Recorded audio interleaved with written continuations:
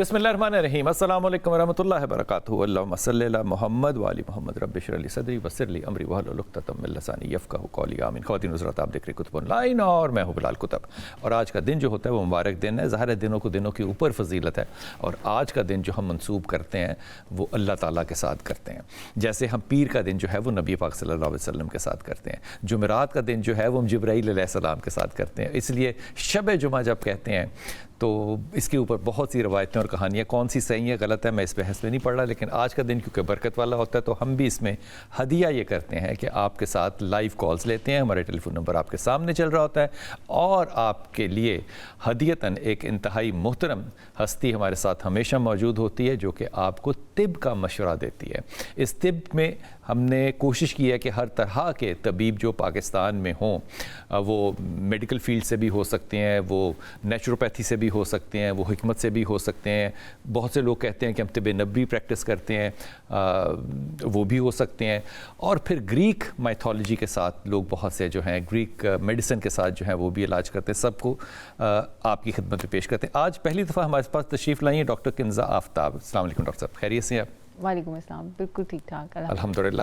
Doctor صاحبہ جو ہیں وہ پہلی دفعہ آئی ہیں ہمارے پاس۔ ڈاکٹر صاحب آپ کو بہت وارم ویلکم، بہت وارم ویلکم۔ ڈاکٹر صاحب یہ بتائیے، یہ ٹیلی فون نمبر آپ کے سامنے، آپ ڈاکٹر صاحبہ سے جو بھی سوال پوچھنا چاہیں یا کوئی شخص کوئی بھی بات کرنا چاہے تو وہ اس نمبر پہ فون کر کے تھوڑا سا ویٹ کرے گا تو انشاءاللہ ضرور بات ہو جائے گی۔ ڈاکٹر صاحب آج کل سب سے زیادہ جو سوشل میڈیا پہ ان ہے نا وہ ہے گلوٹاتھیون۔ جی جی، گلوٹاتھیون لگوائیں، گورے ہوں اور گھر جائیں۔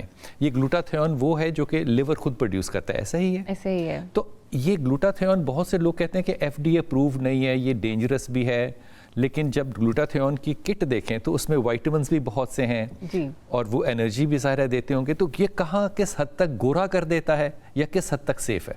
جی بالکل، اس پہ اکثر بات ہوتی رہتی ہے کہ گلوٹاتھیون بیسیکلی یہ کیمو تھراپی کے ساتھ دیا جاتا جی تھا۔ بالکل، اینٹی کینسر جب آپ دیتے ہیں تو اینٹی انفلیمیٹری تھا، اینٹی انفلیمیٹری تھا، کیونکہ آپ بہت ساری جنگ و جہد آپ کی باڈی لڑ رہی ہوتی ہے، تو ہمیں ایک antioxidant, powerful potent antioxidant چاہیے ہوتا تھا جو آپ کے فاسد مادوں کو، ٹاکسنس کو، کیمو تھراپی کے ٹاکسنس کو ریلیز کرے آپ کی باڈی سے۔ تو دیکھا یہ گیا کہ جب ان لوگوں کو یہ لگا کرتا تھا کینسر کے مریضوں کو، تو وہ گورے ہونا شروع ہو جاتے تھے، تو سچی مچی ہو جاتے، سچی مچی گورے ہو جاتے تھے۔ تو وہاں سے پھر یہ اسکن اور اسٹیٹکس میں آ گیا، انہوں نے کہا یہ تو بہت اچھی موڈیلٹی ہے، ہم تو کیا کچھ کرتے رہتے ہیں اور گورے نہیں کر پاتے، تو چلیں گلوٹاتھیون لگانا شروع کرتے ہیں۔ تو لیکن اس میں ہچ یہ ہے کہ سب گلوٹاتھیون لگانے والے لوگ گورے نہیں ہوں گے، کچھ رسپونڈرز ہوں گے، کچھ نان رسپونڈرز ہوں گے۔ ایسا؟ اچھا، بالکل ایسا ہی ہے، کیونکہ اب میں پریکٹس کرتی ہوں تو ایسی بہت ساری باتوں کا پتہ چلتا ہے۔ دوسرا یہ کہ گلوٹاتھیون کی بہت ہائی ڈوز آپ کو لگانا پڑتی ہے، تھاؤزنڈز آف mg آپ کو لگانے پڑتے ہیں، پھر جا کے رسپانس جنریٹ، اور بار بار لگانے پڑتے ہیں، ایوری ویک لگانے پڑتے ہیں، اور کچھ جگہوں پہ تو ٹوائس اے ویک بھی لگا رہے ہیں لوگ۔ تو میرا یہ ماننا ہے کہ آپ نے وے کرنا ہوتا ہے بینیفٹس کو اینڈ رسک کو۔ تو اتنا تھاؤزنڈز آف mg's جب آپ رش کرتے ہو تھرو یور وینس تو آپ کے کڈنیز اینڈ لیور نے کلیئر کرنا ہے، تو آپ اتنا زیادہ بوجھ ڈال رہے ہو اپنے کڈنیز اینڈ لیور کے اوپر کہ وہ شٹ ڈاؤن بھی ہو سکتے ہیں کسی وقت، تو اس لیے پلیز کڈنی کا جو پیشنٹ ہے، سی کے ڈی کے جو پیشنٹ ہوتے ہیں، وہ اگر گلوٹاتھیون لگوائیں تو اس کا مطلب وہ اپنے اوپر اور رسک لے رہے ہیں، اور رسک لے رہے ہیں، ان کے پہلے ہی کلیئرنس بہت کم ہے بہت ساری ڈفرینٹ چیزوں کی، آپ گلوٹاتھیون کا ایک اور بوجھ بیچارے کڈنی کے اوپر ڈال رہے ہیں کہ اس کو بھی کلیئر کرو اب، جو کہ اننیسیسری ہے۔ ڈاکٹر صاحب عام طور پہ جو سیرمز وغیرہ ملتے ہیں ان میں وٹامن سی کے بھی سیرم ملتے ہیں، اور لوگ جو ہے وہ وٹامن سی لگاتے بھی ہیں، جی کس ڈوز تک انسان سیفلی لگا سکتا ہے تاکہ وہ کڈنی کے اوپر لوڈ نہ پڑے یا سٹونز نہ بنے؟ جی فیو mg's ہوتے ہیں اس میں، 5 mg's اتنے سے mg's ہوتے ہیں، بس اس سے زیادہ آپ نہیں جا سکتے ہیں، کیونکہ وائٹامن سی نا کھانے سے آپ کے جو آپ فوڈ سے لوگے نا، کیونکہ جو ہمارا انٹرا اورل روٹ ہے وہ سب سے اچھا روٹ ہے، اس میں اللہ تعالیٰ نے ایسے نظام بنائے ہوئے ہیں کہ وہاں سے میکسیمم ایبزارپشن ہو سکتی ہے۔ تو آئی وی جب بھی آپ دیتے ہو تو وائٹامن سی اور اس طرح کی چیزیں آپ کے خون کے راستے سے جب جاتی ہیں تو اکثر ہم نے دیکھا ہے وینز اریٹیٹ ہو جاتی ہیں، اور کیونکہ وینز یہ ایسیڈک ہوتا ہے مٹیریل، وائٹامن سی ہمیشہ ایسیڈک ہے، سٹرس فروٹ میں ہوتا ہے، آپ نے دیکھا لیمن میں ہوتا ہے، تو یہ تھوڑا سا آرگینک ایسڈ ہے، تو it is not very healthy کہ آپ وینز میں سے اتنے ایسڈس گزارو، اس سے بہت بہتر ہے کہ آپ سٹرس فروٹ کھا لو، آج کے اتنے پیارے مزے کے اورنجز آئے ہوئے ہیں، تو better to take intra orally, یا پھر آپ ٹاپیکل کچھ فارمز آف وائٹامن سی، بڑی وہ پرٹیکولر فارمز ہوتی ہیں خاص طریقے سے بنائی جاتی ہیں جو کہ آپ کو اریٹیٹ نہیں کر سکتی ہیں، تو وہ لگا سکتے ہو۔ تو اس کا مطلب یہ جو وائٹننگ ڈرپس کا ہم ایڈ دیکھتے ہیں، اور یہ بات بڑے غور سے آپ نے سننی ہے، وائٹننگ ڈرپس کا ایڈ آتا ہے اور فیس بک پہ تو کمال ہی کیا ہوا ہے. یہ گلوٹاتھیون کی ڈرپس ہیں یا کیا ہیں یہ؟ جی یہ پورا کاکٹیل ہوتا ہے. یہ کاکٹیل ہے کچھ تو صرف بھائی یہ دوائیوں کا کاکٹیل ہے. جی اس میں گلوٹاتھیون ہوتا ہے, وائٹامن سی ہوتا ہے, وائٹامن B12 ہوتا ہے, اور اب لیٹسٹ اس میں کولیجن پیپٹائڈس اینڈ نیڈ کہتے ہیں, نکوٹینامائڈ کا ایک پریکرسر ہوتا ہے. یہ وائٹامن B2 ہی ہے بیسیکلی. تو یہ ایک پورا کاکٹیل ہوتا ہے. آپ نے دیکھا ہوگا جب آپ کٹ کھولتے ہیں تو اس میں 4-5 ڈفرینٹ قسم کے ایمپیولز پڑے ہوتے ہیں. تو یہ ان ساری چیزوں کا کاکٹیل ہوتا ہے. ان کو ڈفرینٹ ڈرپس میں 2 ڈفرینٹ ڈرپس میں ہم لگاتے ہیں. گلوٹاتھیون بالکل سیپریٹ لگتا ہے اور باقی یہ سارا کاکٹیل ایک ڈفرینٹ ڈرپ میں لگتا ہے. تو یہ آپ کو ویکلی لگوانا ہوتا ہے. سم ٹائمز بڑا اچھا کام کرتا ہے. تو ہم نے ایک ایج لمٹ رکھی ہوتی ہے کہ 20 سے اوپر آپ ہوں گے اور 60 سے پہلے تو اس کے بعد نہیں, کیونکہ اس کے بعد ظاہر ہے آپ کے کڈنیز اینڈ لیور اتنے ویل فنکشننگ نہیں رہتے, تو اس لیے رسک بڑھ جاتا ہے کمپلیکیشنز کا اور ڈیمیج کا بھی. ڈاکٹر صاحب آپ نے ایک نام لیا ابھی نیڈ کا. یہ نیڈ کا اوپر نا بڑا اشتہار آج کل آ رہا ہے کہ یہ اینٹی ایجنگ ہے, لیکن میں پہلے کالر لے لوں پھر اس کو بتائیے گا کہ یہ وائٹامن B کی جو فیملی ہے یہ کتنی امپورٹنٹ ہے. جی السلام علیکم کالر. جی بیٹا. السلام علیکم. وعلیکم السلام. بیٹا آپ نے ٹی وی بند کر دینا میرا چندہ. ہاں سر وہ نا میں تقریباً 16 سال کی عمر میں مطلب جوان ہوں تھی. اچھا ٹھیک. اس ٹائم سے لے کے اب میری 21-22 سال عمر ہو گئی. اس ٹائم سے لے کے اب تک اتنی زیادہ چہرے پہ ایکنی بنی ہے, اتنی بنی ہے, مطلب کمر پہ بنتی آگے سینے والی جگہ پہ اتنی سخت سخت ایکنی ہوتی ہے. صحیح مطلب میں نے اسکن اسپیشلسٹ ڈاکٹر سے بھی علاج کروایا. میڈی کا مسئلہ بتاتے ہیں. ابھی بھی 2-3 دن ہو گیا, مطلب میں جو بھی کوئی چیز کھاتی ہوں نا میدا ایک تو سویلنگ ہو جاتا ہے اور دوسرا وامٹنگ اسٹارٹ ہو جاتی ہے. مطلب ایک روٹی کھا لیے فل یا پانی پی لیے ایک ساتھ تو اسی ٹائم وامٹنگ اسٹارٹ ہو جاتی ہے. اچھا یہ 2 پرابلم ہوئے, ایک ایکنی کا پرابلم ہوا, ایک آپ کا اسٹمک کا پرابلم ہوا. ایکنی اتنی زیادہ ہوتی ہے, بہت زیادہ ہوتی ہے, مطلب میں اسکن پہ کچھ بھی نہیں لگاتی پھر بھی ایکنی ہوتی ہے. اور سب مطلب مجھے شروع میں یہی کہتے تھے جوان ہوئی ہے اس لیے دانے بن رہے ہیں. اچھا تو ابھی تک ختم ہی نہیں ہو رہے. اب تو اس کے نشانوں سے چہرہ اتنا خراب ہو گیا ہے. میں نے تو آپ نے علاج وغیرہ کروایا تھا کسی ڈرماٹولوجسٹ سے یا کوئی؟ اسکن اسپیشلسٹ ڈاکٹر تھی, 3 مہینے کا کورس اس نے کروایا تھا, وہ بھی کروایا, کوئی آرام نہیں بنا. اچھا میڈی کی بھی اینڈوسکوپی بھی کروائی تھی, اس کا بھی نہیں پتا چلا آج تک کہ یہ وامٹنگ کیوں ہوتی ہے. ذرا کھانا کھانا اسی ٹائم وامٹنگ اسٹارٹ ہو جاتی ہے. اچھا ویسے بڑے ٹپیکل سمٹمز ہیں یہ, پتہ نہیں کیوں کسی ڈاکٹر نے. ابھی تو 2-3 دن ہو گئے میدے میں بہت زیادہ جلن بھی ہے اور اتنا سویلنگ کا جیسے کھانا لگتا ہے جیسے نیچے جاتے ہی ہیں. اچھا مجھے یہ بتائیے کہ آپ کو پیریڈز ریگولر ہے نا؟ ماہواری ریگولر ہے بیٹا؟ جی وہ تو ریگولر آتی ہے, لیکن ماہواری جب آتی ہے نا اس ٹائم پہ اتنی پیٹ میں درد ہوتی ہے اور الٹیاں شروع ہو جاتی ہیں. پھر مطلب میں فوری ایگ اور جو ہے کیا وہ بنا کے نہ لوں. تو آپ کو کسی ڈاکٹر نے وہ آئل نہیں بتایا جو مارکیٹ میں ملتا ہے پینے کے لیے؟ اس کے لیے اچھا مجھے یہ بتاؤ کہ آپ باہر سے کھانا کھاتی ہو؟ نہیں, دودھ بھی مطلب میں نے چھوڑ دیا تھا بیچ میں, ایکنیز کی وجہ سے بند کیا, لیکن واپس پھر پینا پڑا طاقت کے لیے. ویسے نہ چائے پیتی ہوں نہ اور چیز, روٹی سالن نہیں ہوتا ہے. ٹھیک ہوگی بات. ابھی آپ نے نا فون رکھتے نا اور ڈاکٹر صاحبہ کی آپ نے جو ہے نا وہ بات سننی ہے.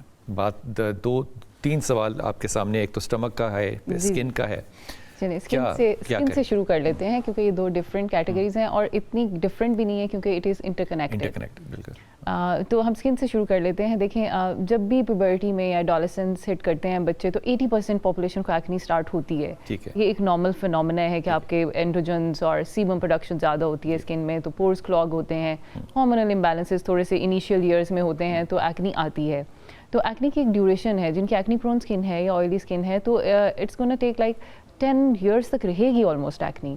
ہمیں ایکنی سے اتنا پرابلم نہیں ہوتا جتنا اسکن ڈیمیج سے پرابلم ہوتا ہے کہ ایکنی تو آ کے چلی جاتی ہے لیکن اس کے بعد جو کھڈے, اسکارز, مارکس چھوڑ جاتی ہے, داغ دھبے چھوڑ جاتی ہے, وہ ٹریٹ کرنا بہت مشکل ہو جاتا ہے. تو اسے ہم یہ کہتے ہیں کہ آپ کو پتہ ہونا چاہیے کہ ایکنی کی ایک ڈیوریشن ہے, اس میں 5-10 سال تک رہنا ہے. یہ بہت زیادہ ڈس اپوائنٹنگ تھی کہ ختم ہی نہیں ہوتی, تو روٹ سے کوئی ڈاکٹر اسے ختم نہیں کر سکتا.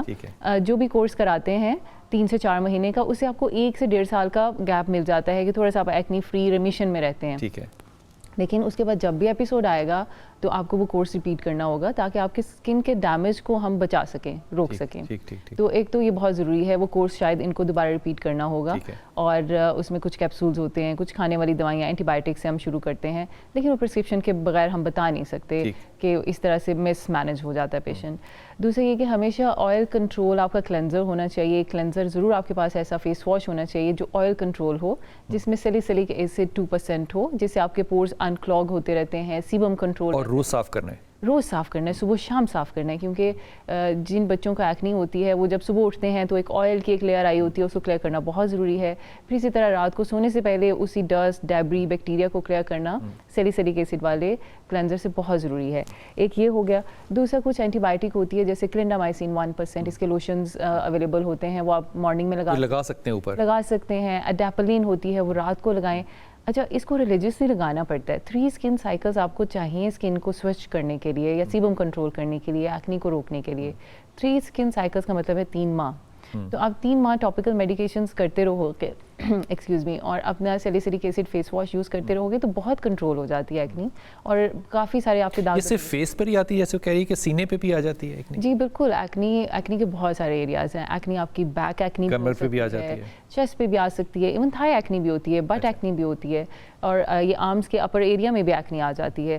یہ سارے وہ ایریاز ہیں جہاں پہ آئل زیادہ پروڈیوس ہوتے ہیں آپ کے, اور وہاں اس کا مطلب ان کو ہائیجین کی طرف الٹیمیٹلی جانا پڑے گا, اور آئل ریڈکشن. ہائیجین کا ایشو نہیں ہے ایکنی بالکل بھی, یہ ہارمونل یا سیبم کنٹرول آپ کے آئل سے ہو رہی ہوتی ہے. تو لیکن یہ ہے کہ سیلیسیلک ایسڈ والے فیس واش یا آپ باڈی واش یوز. ڈاکٹر صاحب, اگر اسٹمک میں ایسڈ زیادہ ہو, ایسڈ زیادہ پروڈیوس ہو رہا تھا, اس سے بھی ایسا پرابلم اسکن کا ہو جاتا ہے؟ جی, ایسڈ کی بجائے ہم یہ کہتے ہیں کہ انفلیمیشن, جب بھی آپ کی باڈی میں کہیں پہ بھی سوجن ہوگی, اور خاص طور پہ آپ کی گٹ انفلیمڈ ہے, تو وہ آپ کی اسکن پہ شو ہوتی ہے.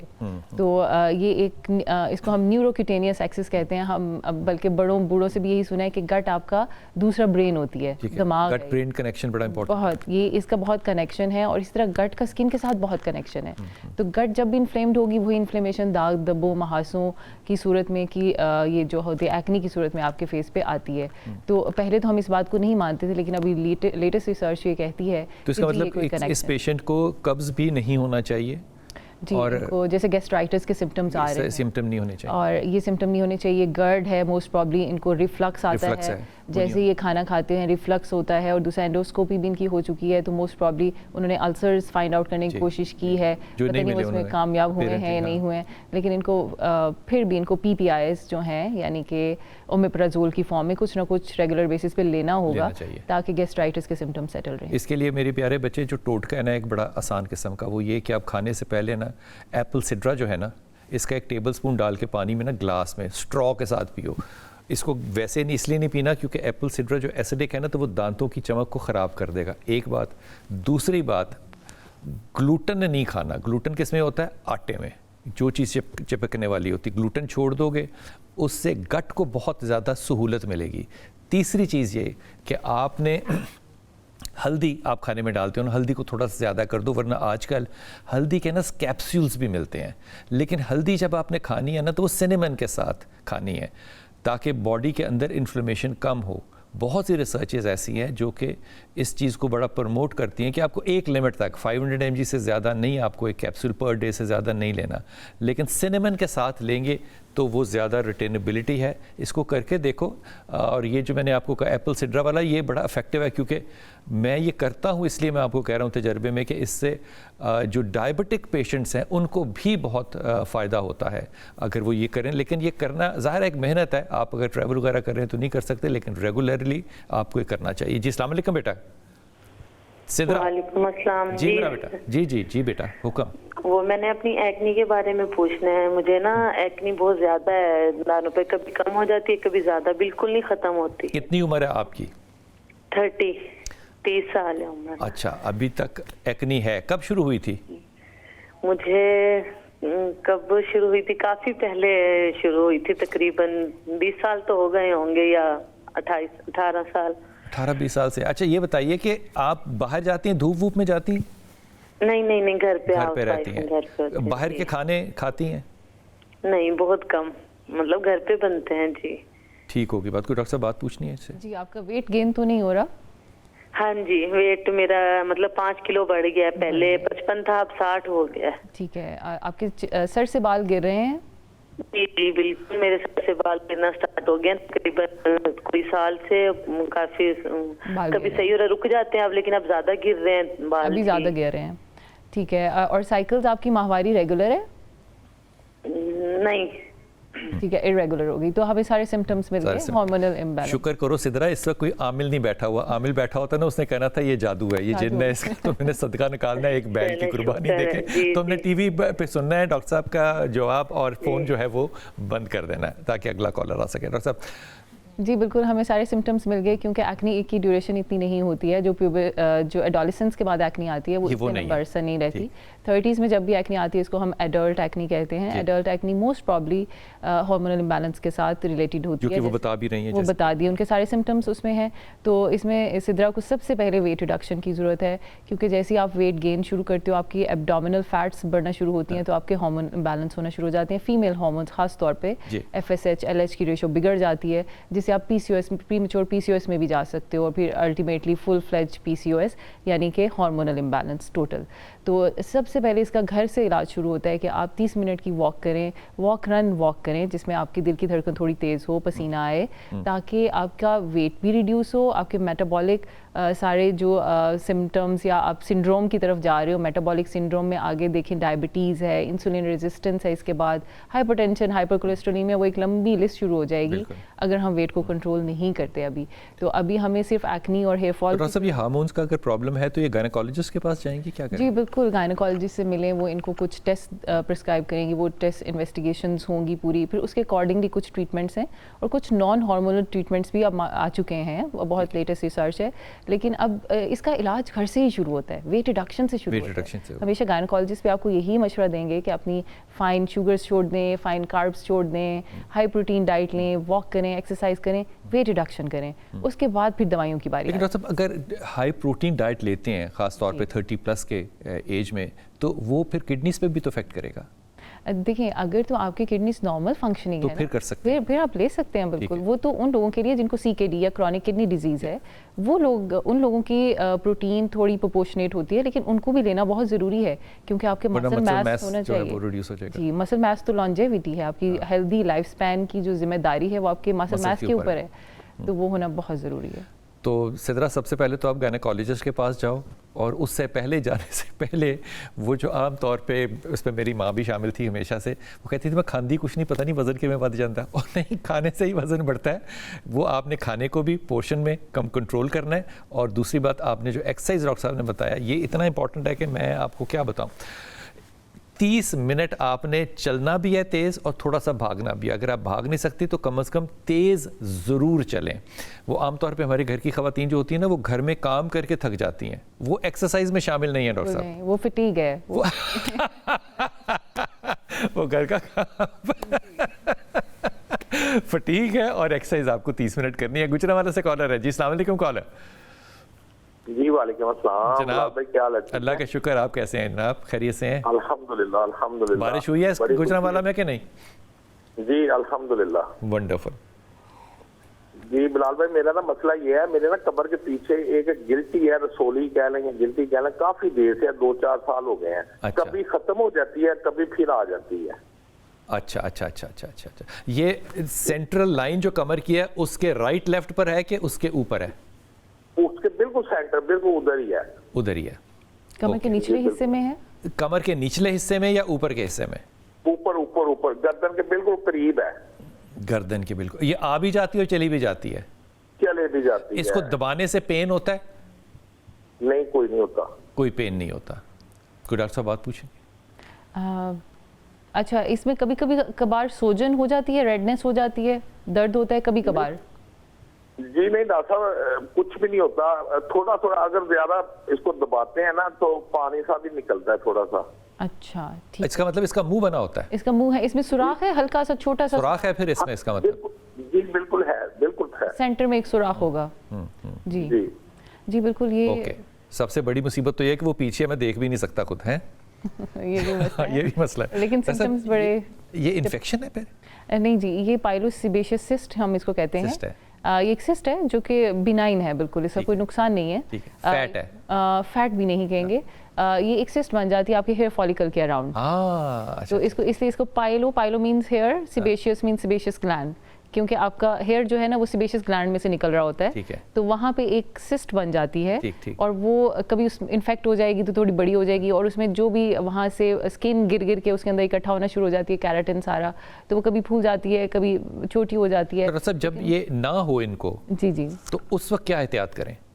اس سے کوئی احتیاط نہیں ہے, یہ ایک بینائن کنڈیشن ہے, اور سسٹ کو ہمیشہ ریموو ہی کرانا پڑے گا, آپ کو ایکسیژن ہی کرنی پڑے گی. تو دوبارہ بھی ہو سکتی ہے؟ نہیں جی, اگر اس کو پورا کیپسول کے ساتھ نکال لیا جائے تو دوبارہ نہیں ہو سکتی. سرجیکل پروسیجر ہے, ون ڈے یا ون ڈے آؤٹ ڈور پروسیجر ہے, بالکل چھوٹا سا لوکل اینستھیزیا دے کے ہلکا سا کٹ لگتا ہے, اور اسی میں وہ پورا پرل وائٹ قسم کا ایک سسٹ نکل آتا ہے, تو ان کی جان چھوٹ جائے گی.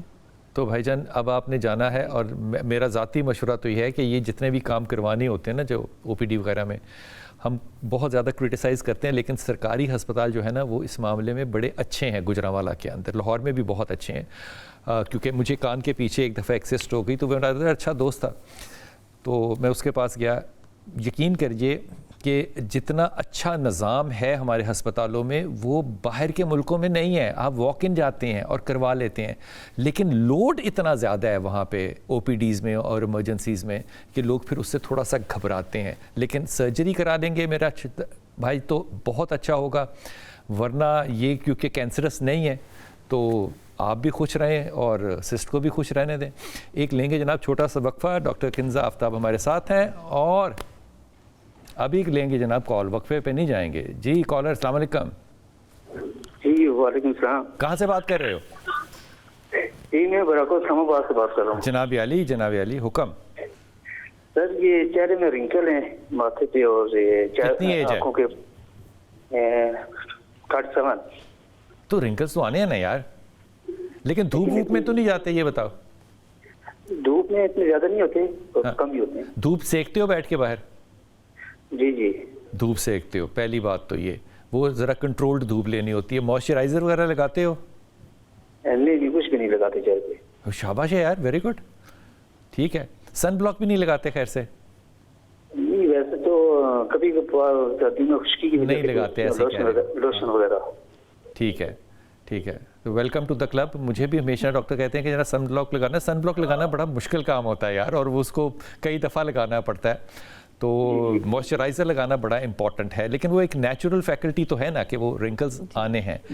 تو اگر پریشانی زیادہ ہو تو ڈاکٹر صاحب لیزر سے بھی کوئی ٹریٹمنٹ ہوتی ہے یا؟ جی بے شمار ٹریٹمنٹس ہیں. اب اگر میں ان کو دیکھ پاتی تو میں ان کے ایکسپریشنز بنوا کے دیکھتی. اچھا. 2 طرح کے رنکلز آتے ہیں ایجنگ کے ساتھ. ایک ایکسپریشن رنکلز ہوتے ہیں, لائک ہم فراؤن کرتے ہیں تو یہ بن جاتے ہیں, آنکھوں میں رو بنتے ہیں, اور ہاریزونٹل لائنز بنتی ہیں.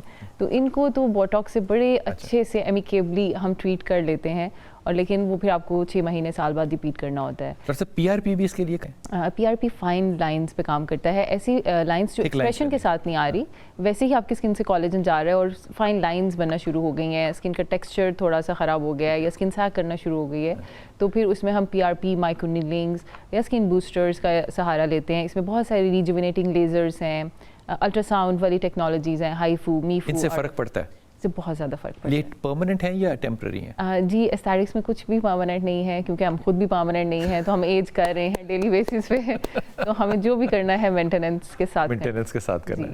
جناب اب لیں گے ہم چھوٹا سا وقفہ, اور ہمارا ٹیلی فون نمبر آپ کے سامنے ہے. ڈاکٹر صاحبہ ہمارے ساتھ, ڈاکٹر کنزا آفتاب ہمارے ساتھ ہیں, اور آپ کے سوالوں کا جواب دیں گی. کال کیجیے گا ڈاکٹر صاحب سے بات کرنے کے لیے. وقفہ لیں گے, واپس آتے ہیں. بسم اللہ الرحمن الرحیم. جناب ڈاکٹر کنزا آفتاب ہمارے ساتھ ہیں, بات ہو رہی ہے اسکن کے اوپر, ڈرماٹولوجسٹ ہیں, اور ہمارے لوگ جو ہیں وہ کال کر کے ان سے مشورہ لے رہے ہیں. ہمارے ٹیلی فون نمبر آپ کے سامنے ہے, آپ بات کر سکتے ہیں ڈاکٹر کنزا صاحب سے. اور ہمارے ساتھ جناب کون کالر ہیں؟ اقرا. السلام علیکم بیٹا. وعلیکم السلام. جی میرا پتر حکم. سر مجھے اپنی اسکن کے بارے میں پوچھنا تھا. مجھے ایکنی رہی ہے تقریباً 3 to 4 ایئرس. اچھا. اور اب ایکٹیو تو نہیں ہے, لیکن مجھے اسکارز بہت زیادہ ہے فیس پہ. تو اسکارز کا کوئی ٹریٹمنٹ ہو سکتا ہے؟ میں نے پی آر پی کروائی تھی پہلے, اور CO2 لیزر بھی کروایا تھا, لیکن مجھے اس کے زیادہ افیکٹو ریزلٹس نہیں ملے ابھی تک. لاہور سے کرایا تھا؟ 2 سیشن کروائی. جی لاہور سے کروایا تھا میں نے, 2 سیشن لیے تھے. اچھا, تو انہوں نے ریکمینڈ کتنے سیشن کیے تھے؟ انہوں نے 3 to 4 کی ہیں ابھی, مطلب 2 کروائے ہیں. میرا نا اس سے مطلب تھوڑا رزلٹ تو ہے, لیکن میرے فیس پہ تھوڑی سی وہ چھائیاں ٹائپ کچھ اس طرح سے ہو گیا. چھائیاں آنکھوں کے نیچے ہاں یا چہرے پہ؟ نہیں آنکھوں کے نیچے تھوڑا سا, مطلب چیکس کے اوپر تھوڑا تھوڑا.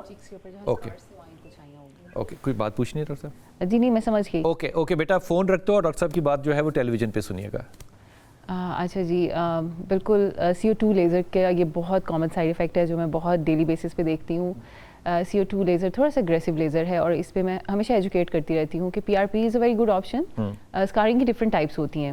اچھا, سب سے پہلے آپ کو یہ سمجھنا ہے کہ ایک اسکارڈ اسکن جس سے کولیجن چلا گیا وہ 100% نارمل نہیں ہو سکتی. اچھا جی, یہ اگر کوئی کہتا ہے آپ کو تو وہ بالکل غلط کہتا ہے. ہم 70% آپ کو گارنٹی کرتے ہیں, وہ بھی 4-5 سیشنز کے ٹریٹمنٹ کے بعد. اور ہو سکتا ہے کہ اگر آپ بہت ارلی ایج میں ہو, آپ ارلی 20s میں ہو, تو آپ کی کولیجن بلڈنگ مشینری بہت اچھی ہے, تو maybe you can achieve 90 to 95% of result. 100% پھر بھی نہیں 100% نہیں ہو سکتا, کیونکہ اسکارڈ اسکن ہے. آپ نے دیکھا ہوگا کہ جہاں پہ کہیں سرجری کا کٹ ہوتا ہے وہ کبھی بھی 100% نہیں ہو سکتا. دب جائے گا لیکن رہے گا تو. ہاں جی, کچھ نہ کچھ اس کے رہیں گے ریزیڈوز. دوسری بات یہ کہ CO2 لیزر ہماری اسکن ٹائپ پہ بہت اچھا کام اس لیے نہیں کر پاتی, کھڈا تو بھر دے گی, اسکار بھر دے گی شاید, لیکن اس کی پگمنٹیشن جو اس کے بعد آتی ہے وہ 90% آف کیسز کو آتی ہے, کیونکہ ہم براؤن اسکن ہیں. براؤن اسکن میں پگمنٹیشن بہت جلدی آتی ہے, اس لیے اس میں جو آپ کی اسکارنگ میں جو لیزر سب سے اچھا کام کرتا ہے وہ IBM YAG لیزر ہوتا ہے. IBM YAG لیزر ایک بڑا سٹل لیزر ہے, ایک فریکشنل لیزر کی فیملی میں سے ہی ہے. جیسے CO2 لیزر فریکشنل ری سرفیسنگ لیزر ہے, اسی طرح IBM YAG لیزر ہے, لیکن آپ کو پوسٹ پروسیجر پگمنٹیشن نہیں آئے گی, چھائی نہیں بنے گی. تو اس لیے آپ نے نیکسٹ جو بھی سیشن لینا ہے, go for IBM YAG laser, یا پھر آپ اپنے 4 سے 5 سیشنز PRP کے ود سبسیجن کرائیں. جب تک اچھا سبسیجن سے مراد ڈیپ کرائیں؟ جی نہیں, سبسیجن کا مطلب یہ ہوتا ہے کہ ہمارے بہت سارے اسکارز اتنے ڈیپ ہوتے ہیں کہ وہ ٹیدرڈ ہوتے ہیں نیچے اسکن کے ساتھ. تو ہم ایک کینولا لیتے ہیں, ایک اسپیسیفک کینولا اینڈ نیڈل ہوتی ہے جس سے ہم اسکن کے کسی ایک اینٹری پوائنٹ سے نیچے چلے جاتے ہیں اور ان کو نیچے سے بریک کرتے جاتے ہیں. جب تک وہ سبسیجن نہیں ہوگی آپ اوپر سے جو مرضی کرتے رہیں, نہ مائکرو نیڈلنگ کرتے رہیں. ایکزوسومز بھی مکس کرتے ہیں آج کل. ایگزوسومز ایک بہت اچھی موڈیلٹی, پلانٹ بیسڈ بھی اینیمل بیسڈ بھی ہے. جی بالکل, ایگزوسومز آپ سمجھیں کہ ایک پارٹیکلس ہیں, انٹرسیلولر پارٹیکلس ہوتے ہیں, ایسے پیکیجز ہوتے ہیں جو سیل ٹو سیل میسنجر کا کام کرتے ہیں. ایک سیل سے دوسرے سیل میں میسج لے کے جاتے ہیں کہ بھائی یہ والی پروٹین ختم ہو گئی ہے, یہ والی پروٹین بناؤ, بال بناؤ, اسکن بناؤ, یہ چیزیں بناؤ. ریجنریٹیو میڈیسن میں ایک بہت اچھا ٹول اب ایڈ ہو گیا ایگزوسومز کا, لیکن ایگزوسومز ایک بہت مہنگا پروسیجر ہے. اس لیے ہم آپ کے بجٹ پہ ڈیپینڈ کرتا ہے کہ ہم ایگزوسومز کو کمبائن کریں گے PRPs کے ساتھ یا نہیں کریں گے. یہ ٹوٹلی بجٹ, فیس اور ہیڈ دونوں پہ ہو سکتا ہے. بالکل, ہیئر کے ڈفرینٹ ہیں, اسکن کے ڈفرینٹ ہیں. اب تو ایگزوسومز بہت ساری ڈفرینٹ جگہوں پہ استعمال ہو رہے ہیں. آپ سمجھیں کہ یہ ڈاکٹر صاحب اب تو ایگزوسومز لگانے کے لیے بھی آ گئے ہیں آن دا سرفیس, جس طرح لوشنز ہیں. جی بالکل, وہ تو پھر ایک دم سے کچھ نہ کچھ مارکیٹنگ ہوتی ہے اور وہ, لیکن مجھے اس بات کی سمجھ نہیں آتی کہ ایگزوسومز کیسے ٹیکس بیریئر میں سے پینیٹریٹ کیسے کریں گے. It is very hard to understand for me, لیکن ہو سکتا ہے کسی کی سائنس اتنی راکٹ قسم کی ہو کہ وہ یہ کر رہا ہو. ٹھیک, تو بھائی میں آپ کو یہ جو بتایا آپ نے ڈاکٹر صاحب کو بھی, آپ نے جا کے یہ آپ ویڈیو جو ہے نا یہ جب اپ لنک ہوگی تو آپ وہاں سے لے لینا, ڈاکٹر صاحب کو بتانا کہ ڈاکٹر صاحب مجھے یہ والی ٹریٹمنٹ دیں جو مجھے ڈاکٹر کنزا آفتاب نے بتائی ہے. فائزہ ہمارے ساتھ ہے. السلام علیکم فائزہ. السلام علیکم. جی وعلیکم السلام. جی میرا بچہ, میری بیٹی کو ڈاکٹر صاحب تقریباً 2 سال سے نا ایٹمی کا مسئلہ چل رہا ہے. اچھا, پہلے بخار ہوا تھا تقریباً 16 دن. اچھا میرا پیارا بچہ, آپ تھوڑا سا نا اپنے کمفرٹ زون سے باہر نکلو, کسی کھلی جگہ پر آؤ جہاں پہ آپ کا سگنل پورا ہے. جی جی شکریہ. نا 2 سال پہلے بیٹی کو مسئلہ ہوا تھا ایٹمی کا. بیٹی کی عمر کیا ہے؟ بیٹی کی عمر 19 سال. 19 سال ہے, یعنی کہ 2 سال پہلے اس کو ایکنی کا پرابلم ہوا تھا. اب مجھے بتائیے بخار کی کیا بات کر رہے تھے آپ؟ 16 دن بخار ہوا تھا, پھر میڈیسن بخار کی کھائی, اس کی وجہ سے پورے چہرے پہ, ماتھے پہ, نوز پہ, سب جگہ پہ اتنا مسئلہ دانوں کا ہو گیا کہ جنا بھی لے کے گئی تھی, لیکن پراپر آرام نہیں آتا. تو ابھی بھی ایکنی رہتی ہے؟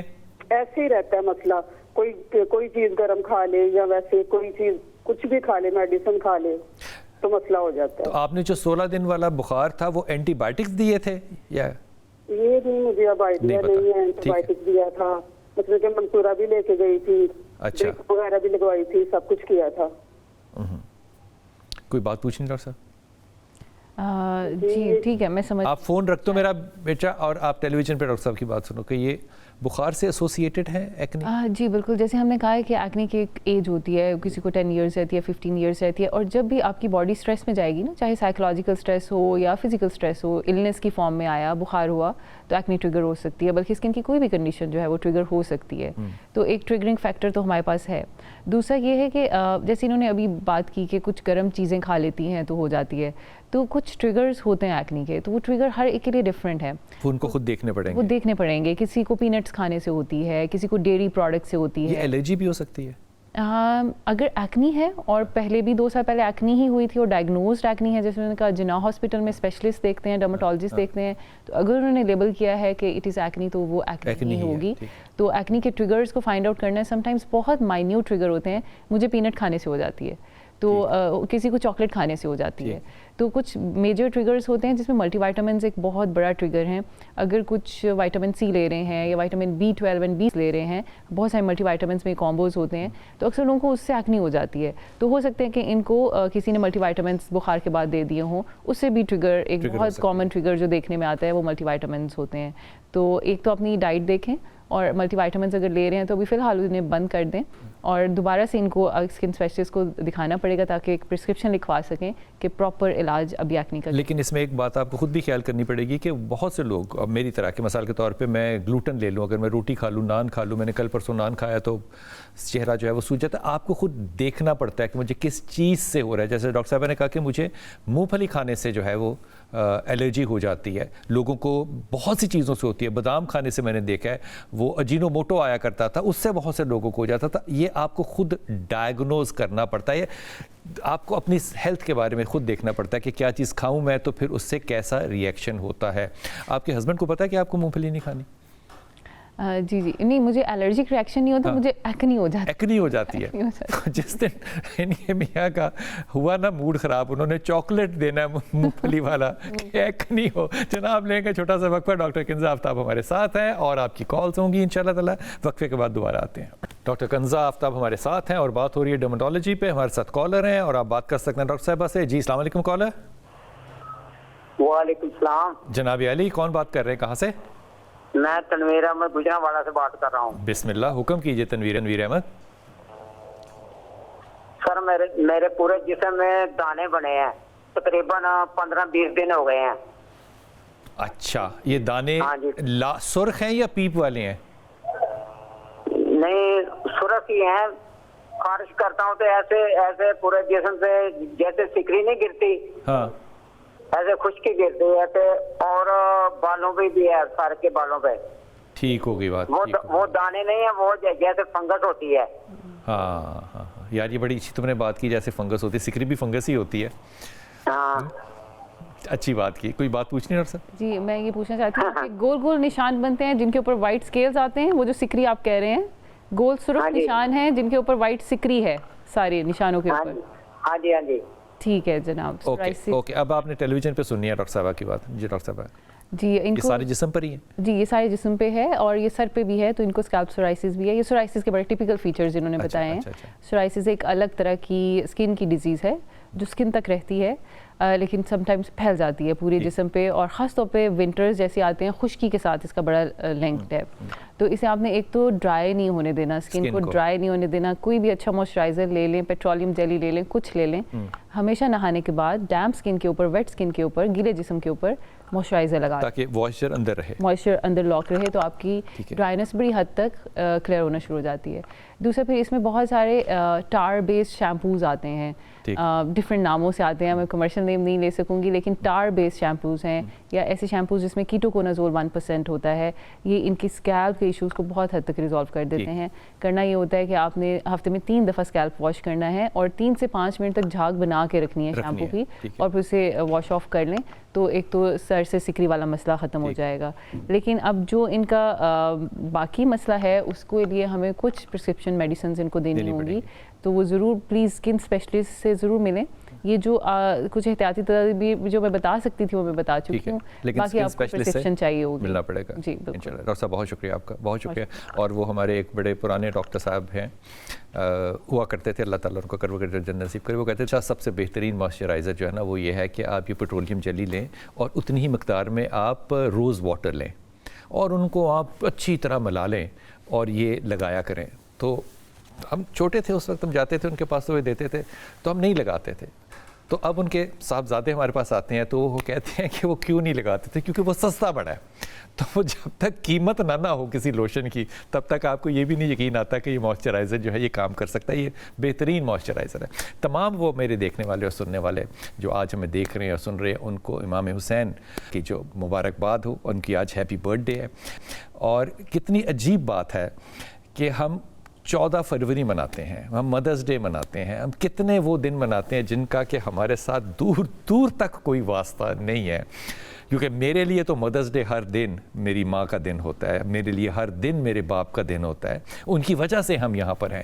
لیکن کمال بات ہے کہ ہم اپنے اماموں کے دن جب آتے ہیں تو یقین کیجئے کہ ہم بالکل ہی بے بہرا ہوتے ہیں۔